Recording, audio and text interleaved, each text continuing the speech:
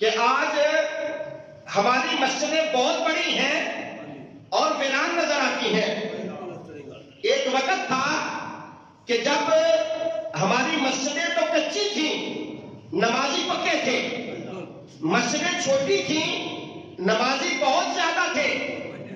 آج جیسے جیسے ہم ترقی کر رہے ہیں، در حقیقت ہم تنزلی کا شکار ہو رہے ہیں. بظاہر ہم سمجھتے ہیں کہ ماڈرن ہو گئے ہیں، لیکن یہ ماڈرن نہیں ہوئے بلکہ ہم دین سے دور ہوتے جا رہے ہیں.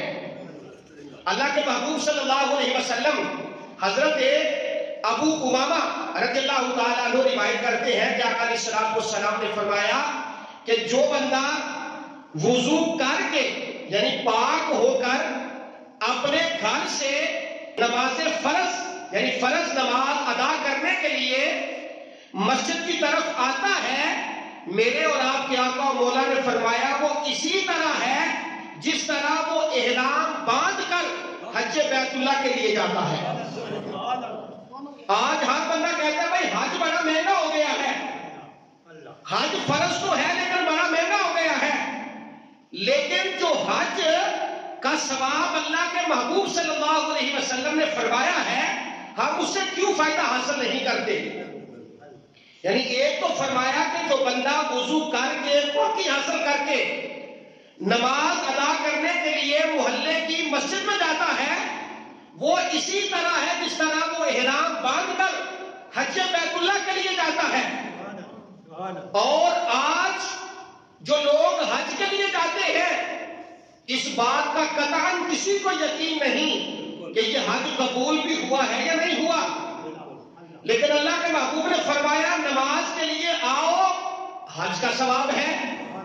اور اگر ہم اپنے معاشرتی معاملات کو دیکھیں تو اللہ کے محبوب صلی اللہ علیہ وسلم نے فرمایا کہ جو محبت کی نظر سے، پیار کی نظر سے اپنے والدین کا چہرہ دیکھتا ہے، اللہ اسے بھی مقبول حج کا ثواب عطا فرماتا ہے.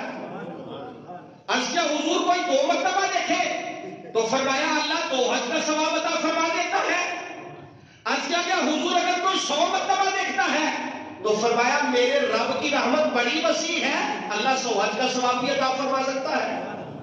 تو میرے بھائیوں، اللہ کے محبوب نے فرمایا اگرچہ یہ اعمال جو ہے دیکھنے میں اتنے بڑے نہیں ہیں لیکن ان کا اجر بہت زیادہ ہے.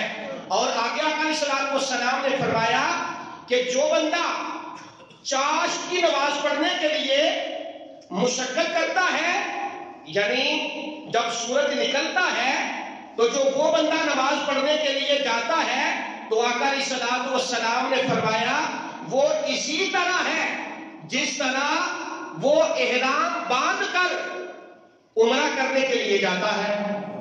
یعنی اگر نماز چاشت بندہ ادا کر لے تو اللہ کے محبوب نے فرمایا کہ وہ اسی طرح ہے جس طرح بندہ عمرہ ادا کرتا ہے.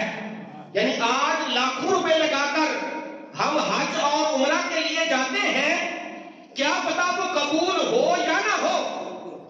لیکن اس کے برعکس جو اللہ کے محبوب نے فرمایا اس سے ہم بے خبر ہیں، جبکہ ہمارا عقیدہ اور ایمان یہ ہے کہ سارے نبی کی زبان سارے واسطے قرآن، کسی ہوتا بیان چنگا لگتا ہی نہیں کہ ہم جنت میں جانے کی اور جنت البقیع میں دفن ہونے کی دعائیں تو یہاں کرتے ہیں، لیکن ہم محلے کی جامع مسجد میں نماز پڑھنے کے لیے تیار بھی نہیں ہیں. میرے بھائیوں، ہمیں غور و فکر کرنا چاہیے. اور میرے اور آپ کے آقا مولا نے تیسرا ارشاد فرمایا، آپ نے فرمایا اگر بندہ ایک نماز پڑھتا ہے اور دوسری نماز کا انتظار کرتا ہے اور درمیان کے اندر کوئی لغو یعنی فضول بات نہیں کرتا تو اللہ کے محبوب نے فرمایا کہ اللہ تعالیٰ اس بندے کا نام جنتیوں کے اندر درج فرما دیتا ہے. یعنی حضرت ابو امامہ کہتے ہیں کہ آقا علیہ السلام نے فرمایا جو بندہ فرض نماز پڑھنے کے لیے مسجد کی طرف آتا ہے وہ اسی طرح ہے جس طرح حج بیت اللہ کے لیے جاتا ہے. اگر کوئی چاشت کی نماز پڑھتا ہے وہ اسی طرح ہے جس طرح وہ عمرہ کرتا ہے.